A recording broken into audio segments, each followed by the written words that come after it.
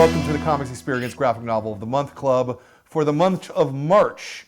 Oh boy, what a strange March it is. We're all trapped inside, and things that were supposed to be people in the studio, or here we're doing it via remote. Our book this month is the fantastic, funny, wonderful, such a good book, Bug Boys by Laura Knetzger. It is Knetzger, right? That's I got the pronunciation there?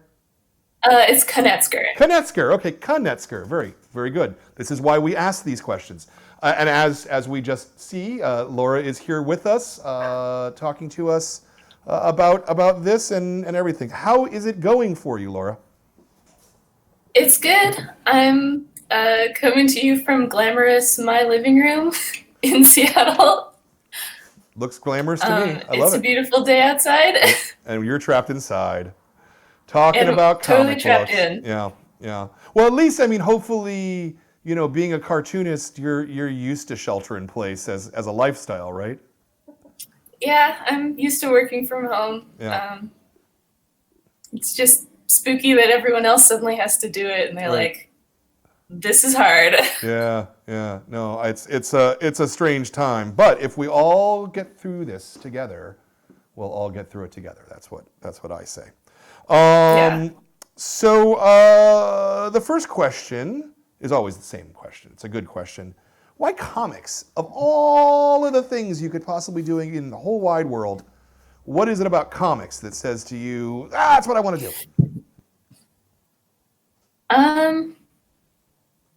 Great question. I don't know.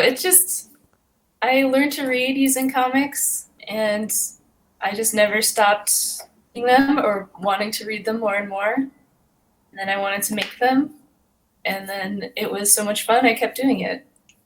Yeah. What's the first comic you can remember reading?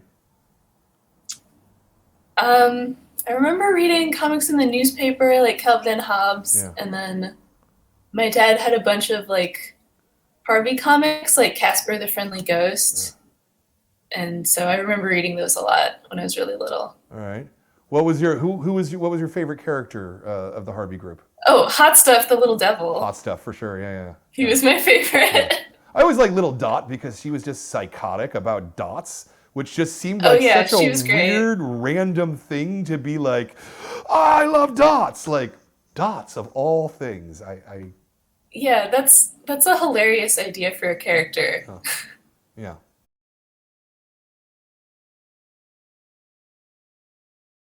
Mm-hmm.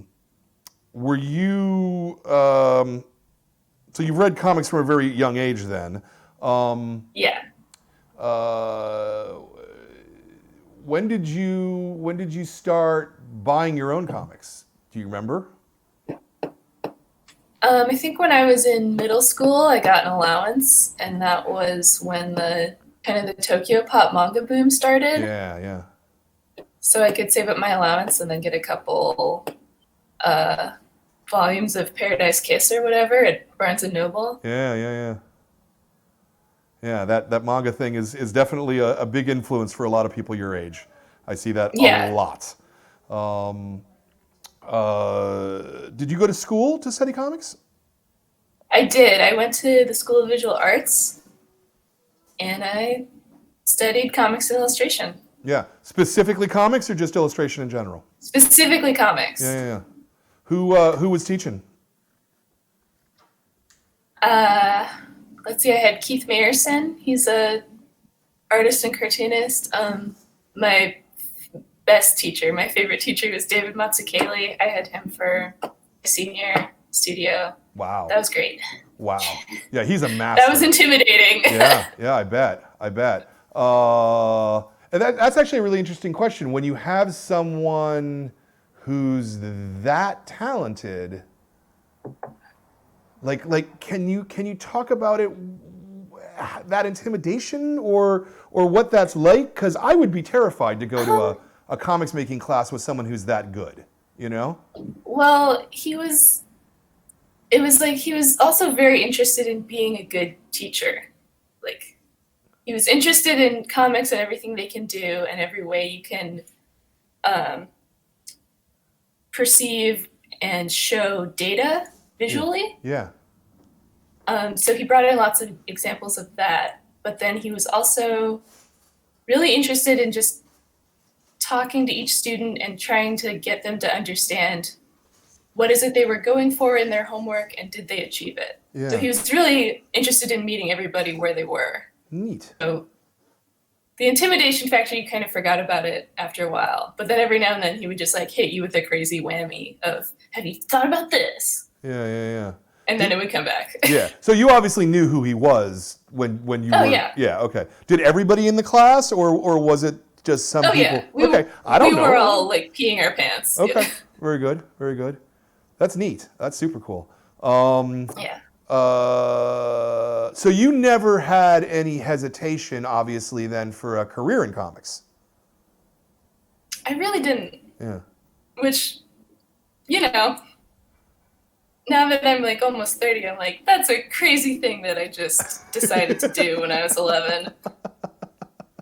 But I really wasn't going to do anything else. Yeah. At least until, someone really told me no. Yeah. So what did you, when you went to those classes at SVA, what did you think that your career was going to be? Did you think you were going to draw for Marvel or DC or Harvey or Archie or something? No. No, I was more interested in I got the idea for Bug Boys while I was still a student. Okay. So once I had that, I was a lot more interested in making all ages stuff that I could serialize or self-publish on my own, and then hopefully get picked up with a publisher like it did. Yeah. But really, I was interested in just making any comic idea that came into my head. Yeah. When I was a student, I didn't ever think I would really have a career in Cape Comics, so I wasn't orienting the classes I took around that. I was just obsessed with comics. Sure. Well, that's why I was thinking about things like Harvey and Archie and those kinds of things. I mean, Harvey was out of business at that point, but Archie's certainly still in business. But those are interesting places because to draw those kinds of comics, you have to draw on model. It's all about drawing on model and drawing it exactly the way, which is a very, very, very different thing than what most of us think of as comics most of the time. The idea for Bug Boys, you said you had when you were still a student. Did you envision it to be a book like this? No. When I started making Bug Boys, I was just self-publishing it as a zine. Mm-hmm. Made it on a copier at Staples. Yeah. And then I just was having so much fun making it that I kept doing it. And as the stories got longer, I would have to, self-publish through a print-on-demand site, or one of these issues I had to distribute digitally because it was too long to be collected into a zine. It was out of the scope of what I knew how to make. Yeah. I never really envisioned it as a collection when I was making it. I was just interested in, what will the next one be? Yeah. Yeah, no, I think that's a good, healthy way to work on comics especially when you're not sure where you're going. Yeah. So you were doing it as a zine. Were you selling it at local stores in Seattle, or was it just at shows and through the mail? Mostly shows. Mm-hmm. I had a few in some comic stores in Seattle, but I would mostly go to shows like Small Press Expo, and then we have a show here called Short Run that I really like. Yeah. That happens in the fall. So those 2 or 3 shows a year was enough to sell enough books to make it worth printing them, to do that whole thing? I'm just sort of wondering about the economics of it. No, I always had day jobs at the time. Now the way you phrase that makes me think that you don't have a day job now any longer. Oh, right. Yeah. I left my last day job about a year ago because I had just all the work of making this book lined up, and then I had some other children's books that are still in production. So I had too much work to be still going to my day job, and I realized they were never going to promote me, so I just left. Right. Well, and you're getting promoted in comics because you have book deals now. Yeah, and it was comics time. Yeah.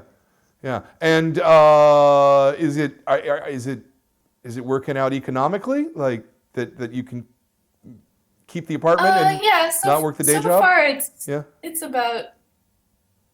all right so far. Cool. We'll see. Yeah. No. Obviously, I mean, knock wood. Yeah. Yeah. No. Very much so. Okay. So you were doing Bug Boys mini comics. I'm assuming 8, maybe no more than 16 pages at a throw.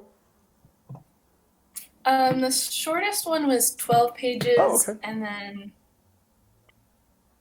the longest Bug Boy stories have been about 50 or 60 pages. Okay. And one of them I succeeded in printing. Another one I just distributed digitally because I thought it was too annoying because it was just too long.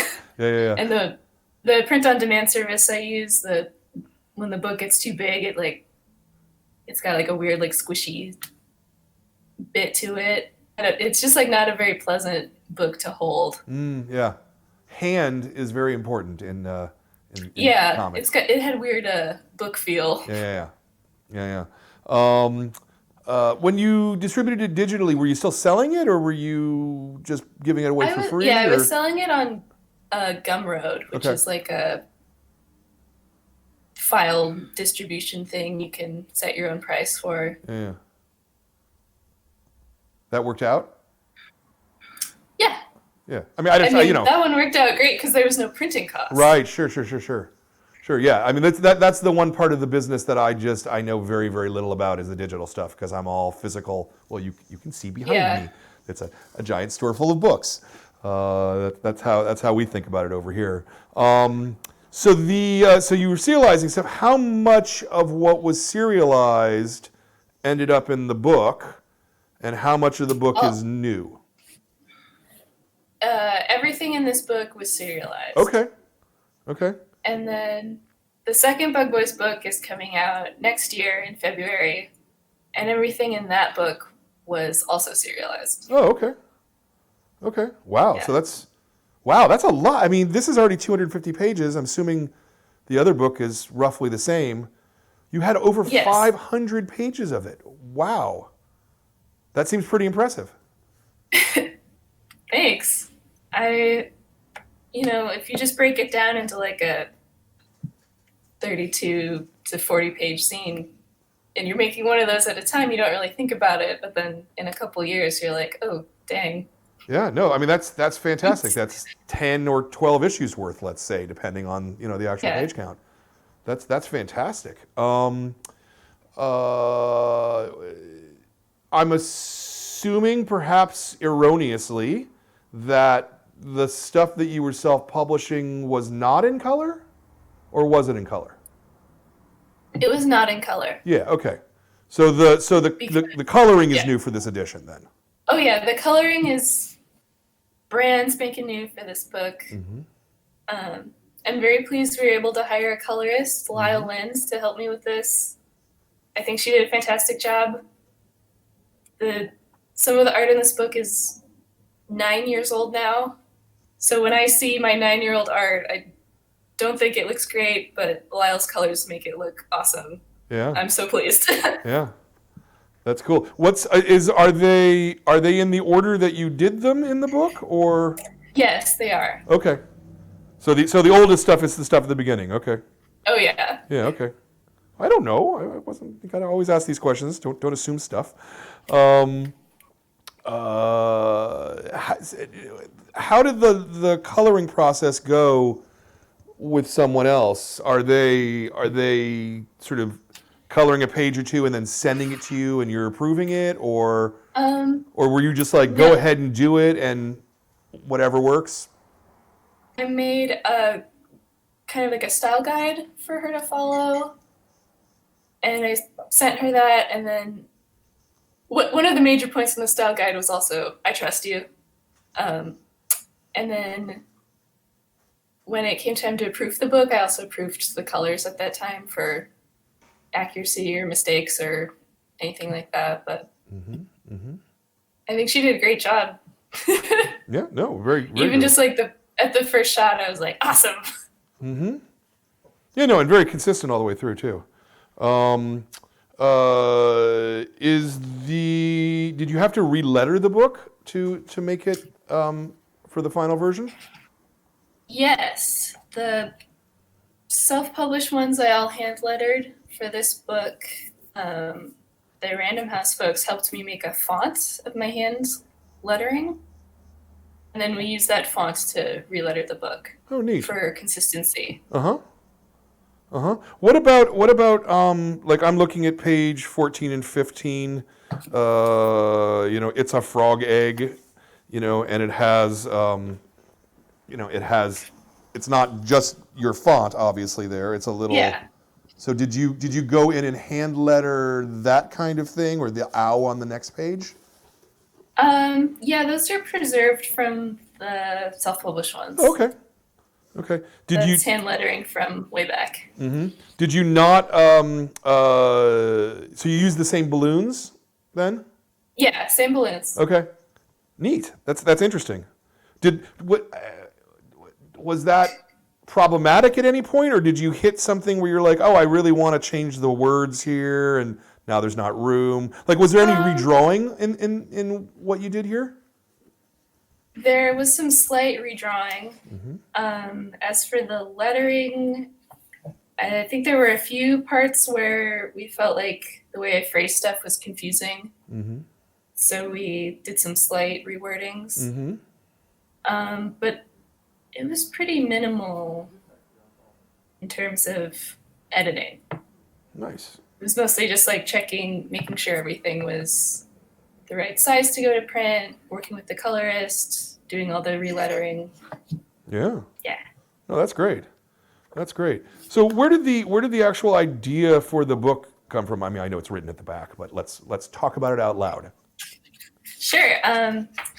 So when I was a student, I watched this movie. I think it was just on PBS. It was a documentary about beetle collecting in Japan and kind of like what bugs are in Japanese culture, and they're not really considered like a pest. They're just like another animal.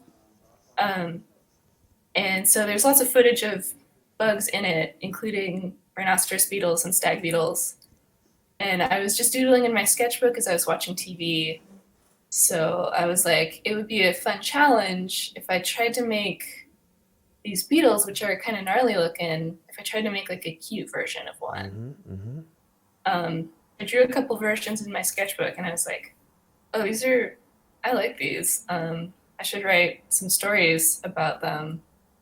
And then that was fun, so I just made another one, and yeah. Yeah. Where'd the ideas for the stories themselves come from? I mean, not Sure. the characters, right? But Go ahead, sorry. The stories themselves, at first I was trying to think of like all ages comics that I loved as a kid and what would be my version of that. And I was also trying to think of really putting myself in the shoes of an animal that's much smaller than me and lives a life very different from me. So how would they look at the world? Even though I'm kind of, anthropomorphizing them and making them live in cute little houses and stuff like that, I was still trying to think of like having the perspective of the world as a bug. And how can I make that cute and funny, and what kind of adventures would they have? How would they talk to each other? Stuff like that. Yeah. No, it's great stuff. It's thank you. I love it. I mean, one of the reasons I really love a book like this is that even though I'm an adult, I still just appreciate the fun and the friendship and the humor and the attitude of a book like this, and this kind of thing makes me happy. I don't know. I like. Thank you. I like feeling happy from reading comics. That's good. I'm gonna turn to I have a couple of questions Okay. from the kids here, some of it we may have covered a little bit, so I'm just going to start at the bottom and move on up. Josie, who's here in San Francisco, hi Josie. Hi, Josie. Yay. Is asking, when will volume 2 come out? Well, we already said that. Is there going to be, I'm going to expand on that. Is there going to be a volume 3? We're talking about it. Yeah. Yeah. Yeah. You have more stories in your head that you could do? I have many more stories written. Yeah. They're not drawn yet, but they're written. Okay. Actually, this is a really good time to maybe talk about process for a second. Sure. What is your process? You write stories out, you just said? Yeah, so I usually write, I'll get an idea for a story. And then I'll usually just write like a few sentences that explains what happens. I don't write a full script. Right. Page breakdowns, and then I get these like cheap little notebooks from the grocery store. They're just like, and then I draw in them. Oh, cool. Just like extremely roughly, like stick figures, and I write all the dialogue at this time. And then I try to figure out where each panel goes, and I'll try to think about the spread. That's the reason I'm using a sketchbook, is so it can show me both pages at once, so I can think about how much information goes here and here, and does this look right together? Does this look good? Do I want to do a 2-page spread? And then after that, I would pencil and ink it, either on paper or I've started working digitally lately, and then if I was making a zine on my own, I would get all the files looking good to print and then order a printing with a print-on-demand website. Or if I'm working with an editor, such as the Random House people, I send them all the pages. Yeah. And then neat. A book happens. No, that's cool. That's cool. Do you so your thumbnails are like bigger than full size in a way, right? Because we've interviewed some cartoonists who they're do basically at full size. Yeah. I mostly do that. Well, that's a little bigger than the book, though, right? That's an 8.5 by 11 notebook, yeah. And the book's what? Yeah, it's basically full size. Yeah. That's neat. But the thumbnail is just a sketch. It's just to see what goes where. Sure. No, I understand. I just, it's interesting because, usually when people do thumbnail, the reason they're called thumbnails most of the time is because they're really tiny. But I guess if you're drawing little tiny bugs, then drawing them as big as possible kind of makes a lot of sense. Yeah, and I think I mostly do it this way because I need to figure out where the words are going. Yeah. So I need the words to be basically the size they're going to be in the final thing. Sure. Yeah. Again, it's the thing that's always fascinated me about this.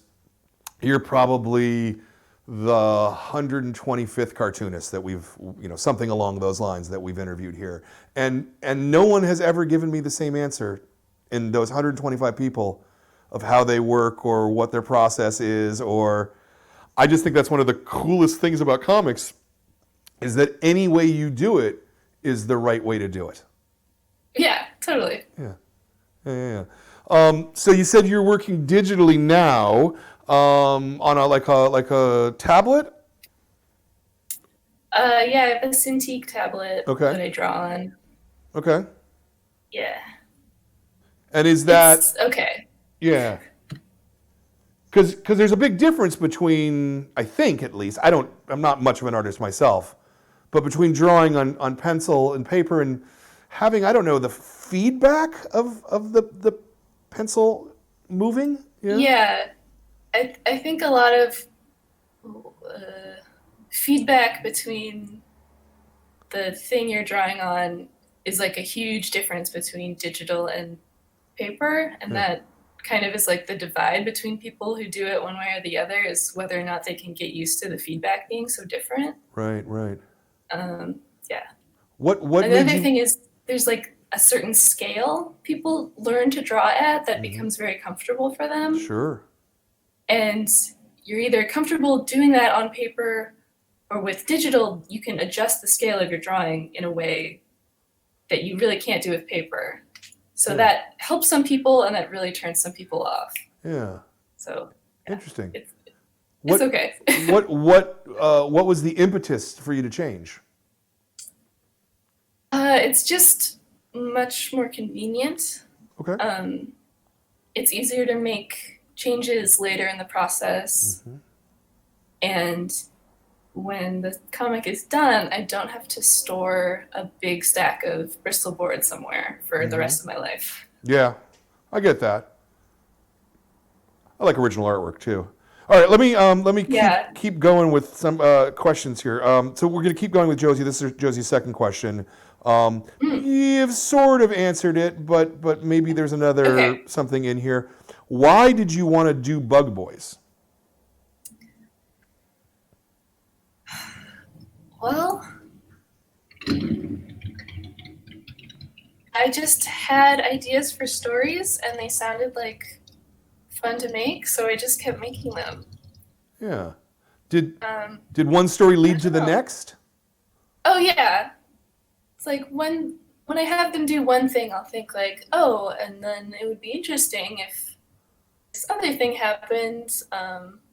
Or what if we saw this story from another character's perspective? What would they think? Maybe I should have an issue about them, or introduce someone who sees things a different way. Yeah, it definitely snowballs. Neat. That's very cool. All right, so this is from Enzo. Hello, Enzo. And if you guys are sitting at home watching and you have questions, send them in, email them into me, and I will get them asked, as long as we have time, which we're good on. So Enzo says, in some panels, Stag Beetle has a nose, and in others, he doesn't. Why is this? How did you decide how he would look in different frames? Good question. So Stag Beetle has a nose. If you'll notice, he only has a nose for the first few issues. And then I took the nose away. And the reason for this is my first sketches of Stag B, he had a nose. And as I kept drawing the comic with him in it, I felt like the nose was kind of getting in the way, or it was looking too much like a second mouth. And I felt like if I reduced the number of features on his face, it might look a little cuter. And there are other changes in different characters that you can see from issue to issue. I'm changing how they look, because I'm always trying to refine them to look a little different, or look a little better, a little more round, a little more alive. Or I put too many details on them at first, and then it looks a little crowded when I have to draw them in a crowd or something like that.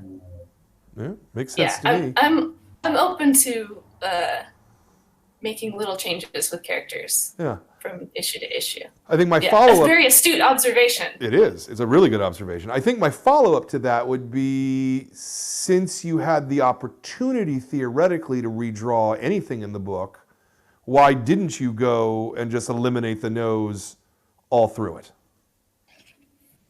I don't know. It's just the flavor of the early Bug Boys.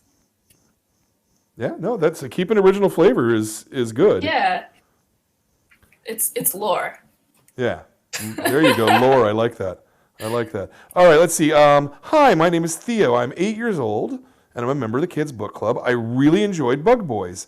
I liked that there were a lot of stories in it. That made it much more interesting. My favorite was the quest for the honeycomb. Here's my questions.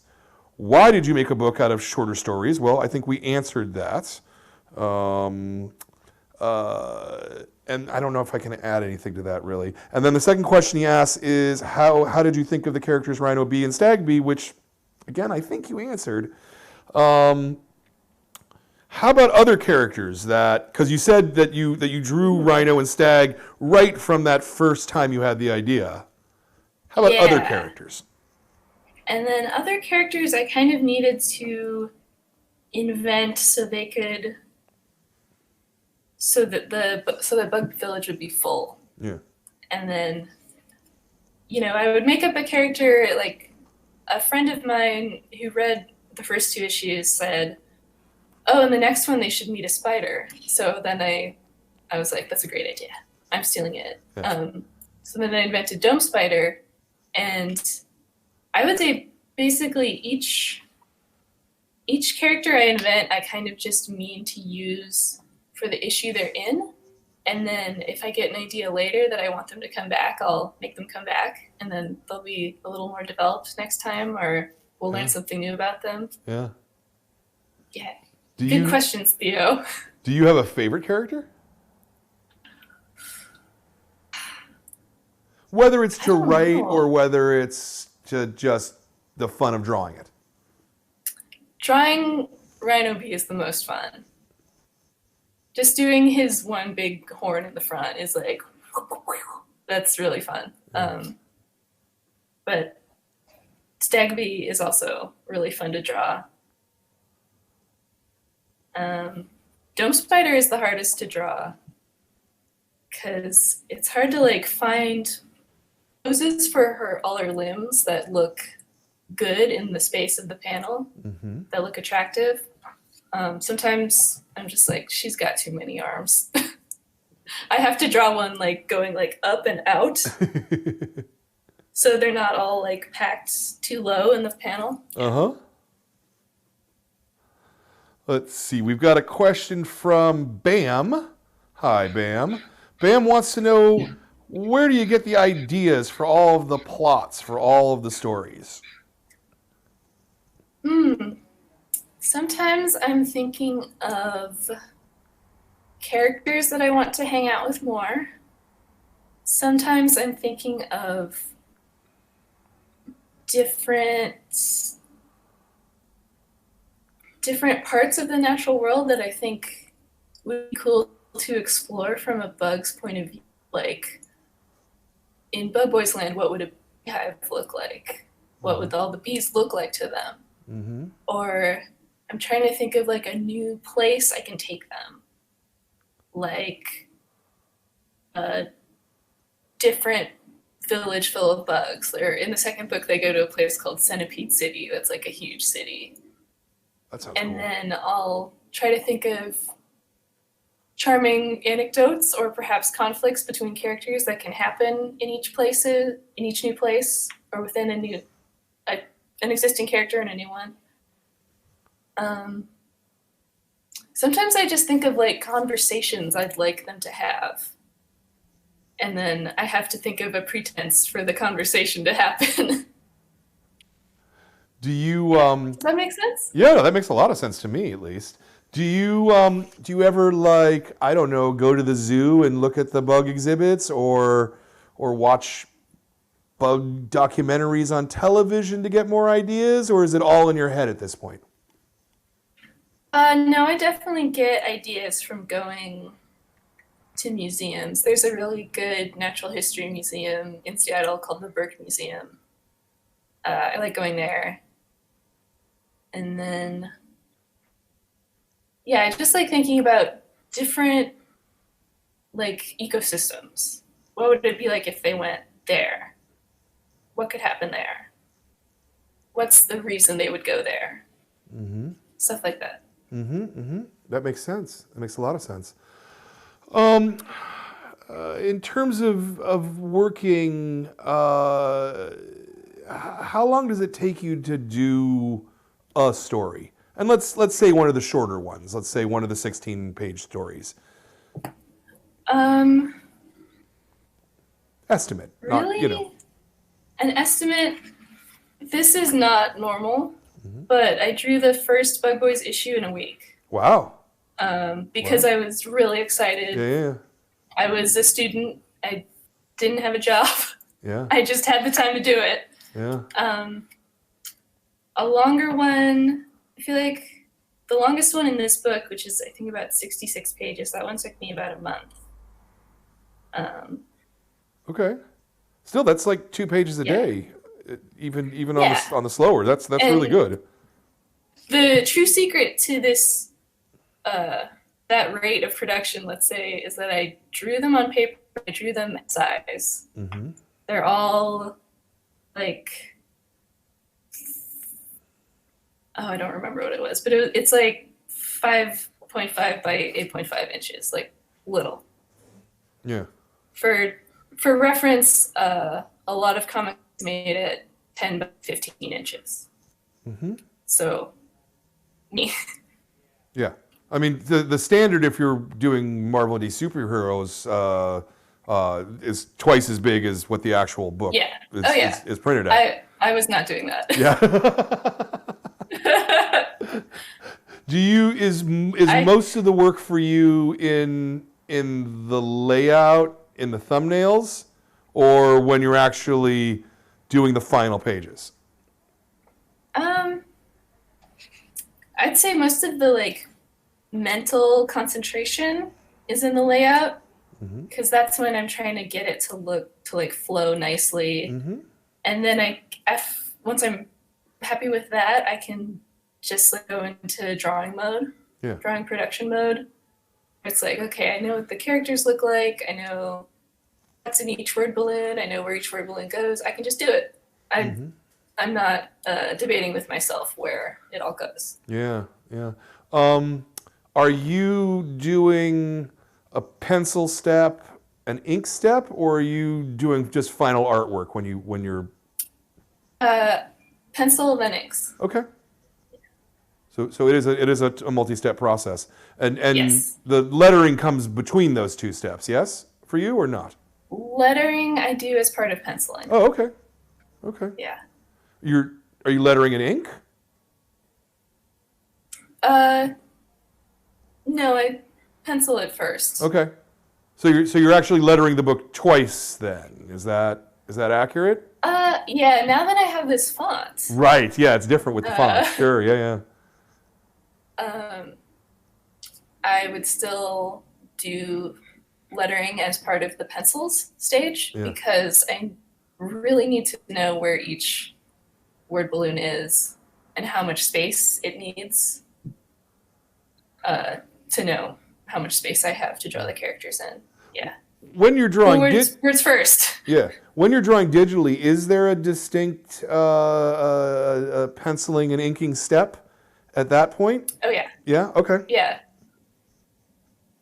Usually using two different layers in whatever drawing software I'm using. Mm-hmm. There's a sketch layer and then a ink. Cool. All right, so we know that there's the second volume's coming out, and it's even here at the back of the book, though you can say it if you can get it faster than I can find it. Spring 2021, so a year from now, basically? Yeah. Yeah. About a year from now. About a year from now. What else? What else do you have going on, comic-wise? Stuff you can talk about, at least. Stuff I can talk about. I'm making some what's called early readers. Okay. Comics with a different publisher called Holiday House. Okay. Those are for like age 4 to 6, so like just learning to read. Okay. I think those will also be out next year. They're still in progress. Is it harder to work on a book like that where you have to maybe think more about what words you can use? Yeah, I found these pretty difficult to write. Yeah. Because I would send sketches to my editor and she would be like, "Great, this needs to be much less complex and use much fewer words." Right.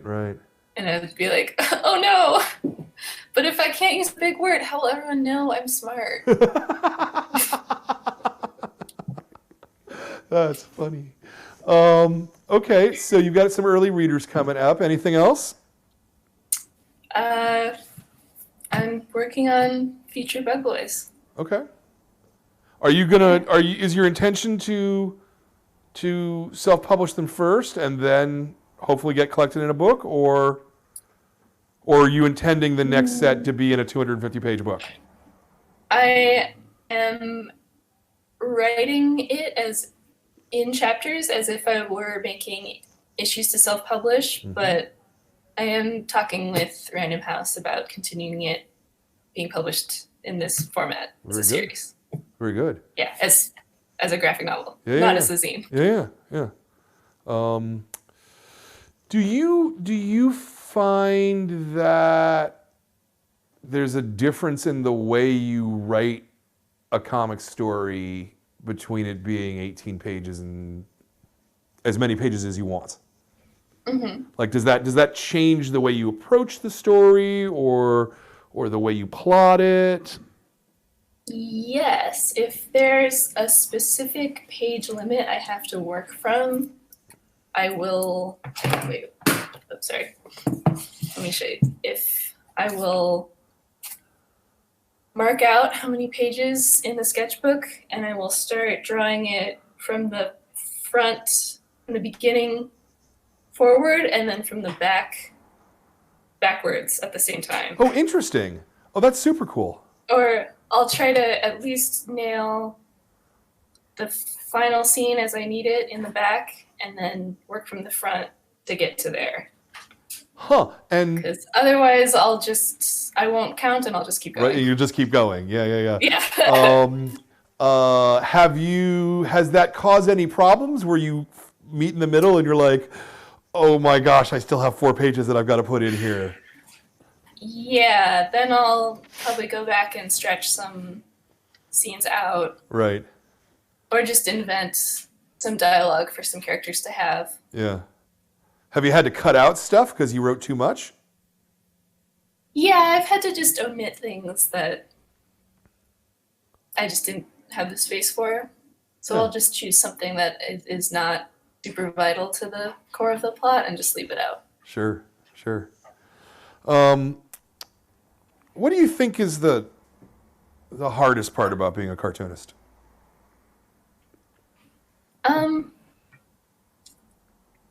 It's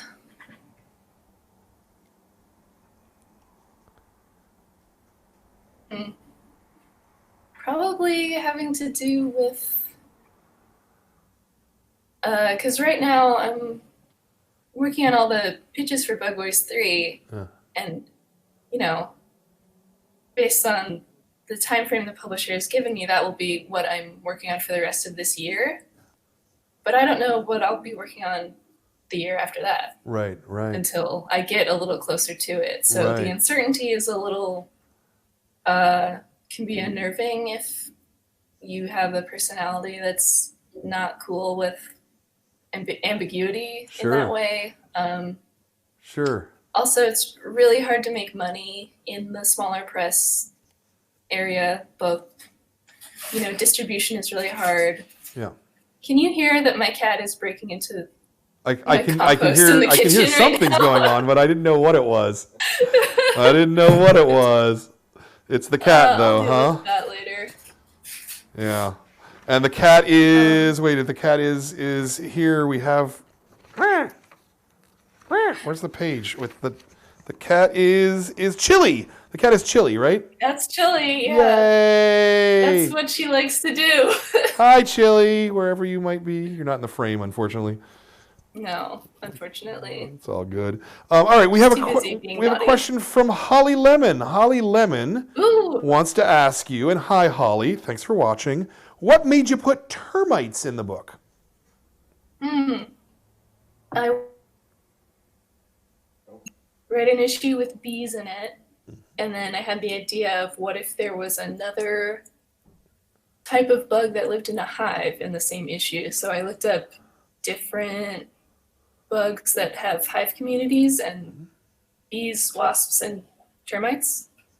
So I chose bees and termites to be in the story. And they're cool. Yeah, they're cool. Awesome. Hopefully that answered you, Holly. All right, I'm out of questions immediately here. So, and we're really close on time too, because we started a little bit late, but we're pretty much at the hour where we're supposed to be. What's your favorite part about being a cartoonist? It's great to just draw, just have an idea for a drawing and then just enjoy the pleasure of doing it. It's fun to, I don't know, I think even if I wasn't a cartoonist, I would still be one of those adults who watches kids' cartoons. Yeah. So it's great to be able to watch cartoons and be like, this is research for my important work.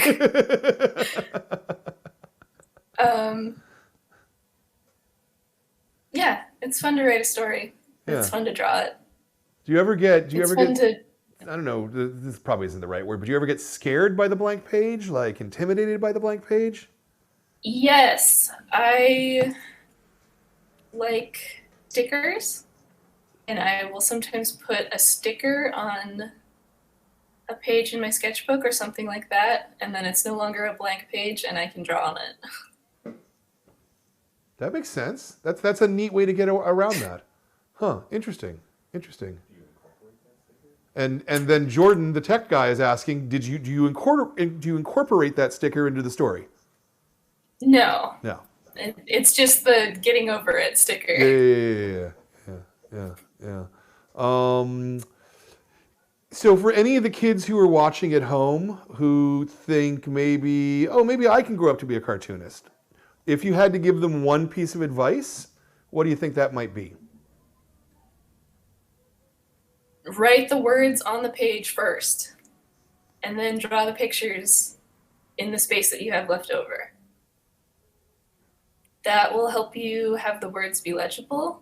It will help you, I don't know, it'll help you compose the page, you know? Okay. Was that something you came to yourself, or was that something that you got from SVA or some other? That was advice that was given to me that I quickly learned was very important. Yeah, neat.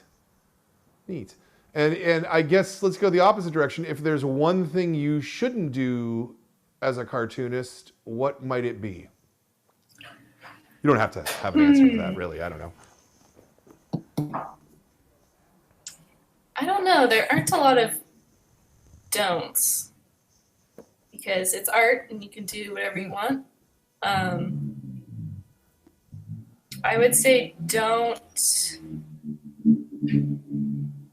think of it as like, this is my really important hard work I have to do, that if I do it wrong, it's a mistake. Don't think of it as like a bunch of mistakes you're about to make. Think of it as something fun that you're going to do. Yeah.